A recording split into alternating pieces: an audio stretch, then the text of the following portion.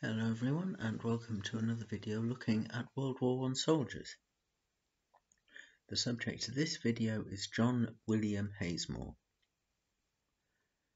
John is believed to have been born around 1893.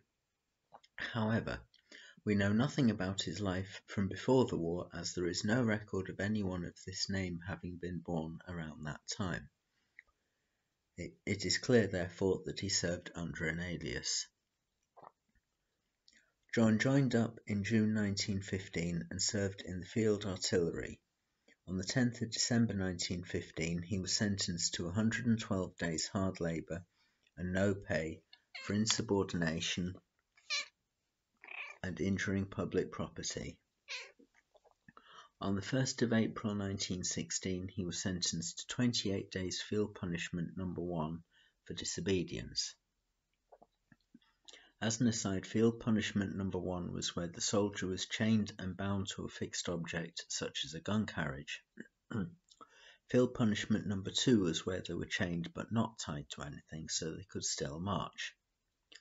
These punishments were introduced after the abolition of lashing as a punishment in 1883 and were abolished in 1923. Anyway, back to John. There was an incident while serving the punishments where he refused to be tied up, so had to be confined to the guardroom. Then on the 4th of April he refused to work and lay down on the guardroom floor, telling the sergeant, quote, "They could not make a slave of me in the British Navy, and they can't make a slave of me in the British Army." On the 11th of April he behaved in a disorderly manner when his battery was marching from the front line to reserve. He was ordered to be tied to a limber, upon which he threatened the sergeant and kicked him, then abused the officer in charge.